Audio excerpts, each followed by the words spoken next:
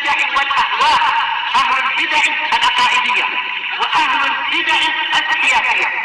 نقول بيننا وبينكم السلف، بيننا وبينكم الكتب، كان فيقول البدع بيننا وبينكم. Al-Rasyid rahimahullahu ta'ala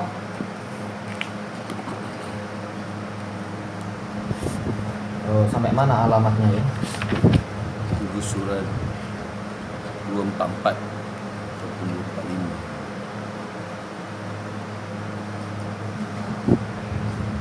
Kalau watafasilu dzalika ini sudah belum? Yang mana sebelah sini saya rasa sudah lah. Berarti 245. 245. Baik, qauluhu al-ilmu al-ilmu syar'i an-nafi'. Yaitu apa? Bahwasanya pengetahuan, perincian tentang masalah hari kiamat dan sebagainya itu diambil dari, telah disebutkan di dalam kitab-kitab yang diturunkan dari langit dan dari ilmu yang diwariskan, yaitu ilmu syariat. Wa huwa ma jaa'a 'anir Rasul sallallahu alaihi wasallam, yaitu yang datang dari Rasul sallallahu alaihi wasallam. Qala Syekh Taqiyuddin rahimahullah, ini Majmu'ul Fatawa yang ke-13, muka surat 136.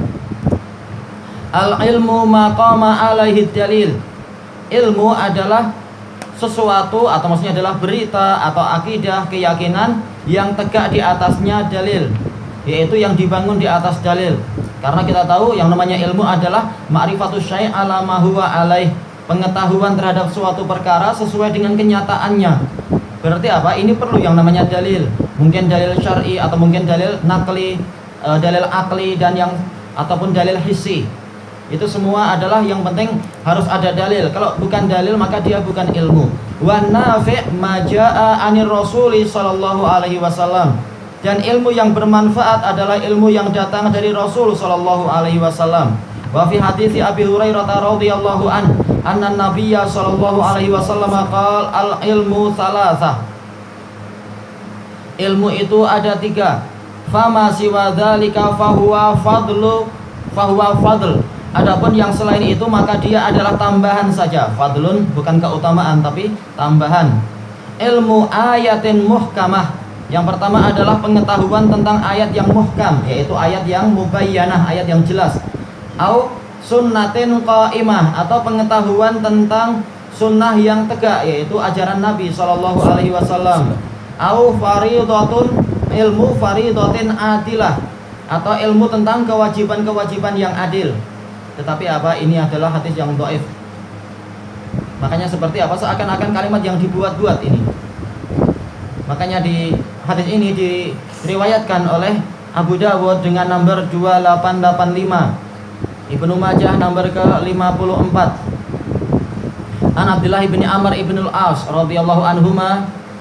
Di dalam sanadnya ada Abdurrahman bin Ziyad bin An'um al-Ifriti dan dia dhaif.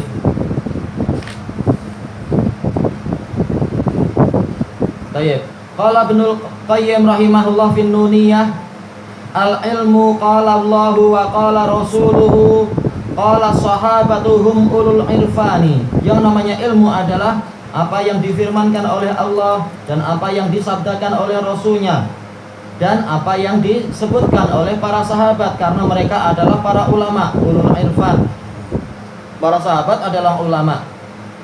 Mal ilmu nasbuka lil khilafi safahatan baina rasuli wa baina ra'yi fulani. Bukanlah yang namanya ilmu itu engkau menampilkan suatu ketololan. Apa itu? Nasbuka safahah, engkau menampilkan suatu ketololan untuk apa? Lil khilaf, untuk menampilkan adanya apa? Perselisihan baina rasuli wa baina ra'yi fulan, antara Rasul dan antara pendapat si fulan. Ini namanya ketololan. Mengatakan oh tapi beda, Rasul mengatakan begini sementara Syekh fulan bilang demikian, atau Imam fulan mengatakan demikian, atau pemikir fulan mengatakan begini. Itu bukan ilmu namanya, itu adalah ketololan. Karena apa? Selain ajaran Rasul adalah jahiliyah. Tayyib. Bukan berarti maksudnya kalau ada seperti siapa itu Yahya bin Ma'in mengatakan si fulan dhaif, ini bukan ilmu, karena ini bukan firman Allah, bukan sabda Rasul, bukan pula ucapan sahabat. itu adalah ilmu juga, sebagaimana dijelaskan oleh Al-Khatib Al-Baghdadi di dalam kitab beliau Al-Kifayah fi ulumir riwayah. Jelas yang namanya kalam ulama ketika membahas masalah jarh wa ta'dil dengan hujah-hujahnya itu juga ilmu. Tetapi tetap sumber segalanya adalah dari dari 3 perkara tadi, Al-Quran wa Sunnah dengan pemahaman para sahabat. Nah, dari situ diambil ilmu jarh wa ta'dil dan penerapannya, dan itu semua adalah ilmu. Baik. Wa qala Syekh Taqiyuddin rahimahullah, ini di Majmu'ul Fatawa yang ke-11 nomor muka surat 396. Al-ilmul mamduh huwallazi warasahu al-anbiya. Ilmu yang terpuji adalah yang diwariskan oleh para nabi. Wa hadzal ilmu aqsamun salasah, dan ilmu ini terbagi menjadi 3. Al-awwal ilmun billahi wa asma'ihi wa sifatihi wa ma yatba'u dzalik. Pengetahuan tentang Allah, tentang namanya, tentang sifat-sifatnya dan apa yang mengikuti itu, yaitu perbuatan-perbuatan Allah, hikmahnya dan sebagainya. Wa fi mithlihi anzalallahu suratal ikhlas wa ayatal kursi wa nahwahuma. Dan untuk ilmu yang semacam inilah Allah menurunkan suratul ikhlas, membahas masalah zat Allah, namanya, sifatnya dan perbuatannya, dan menurunkan ayat kursi dan yang semacam itu. Asani al-ilmu bima akhbarallahu bihi mimma kana minal umuril madiyah.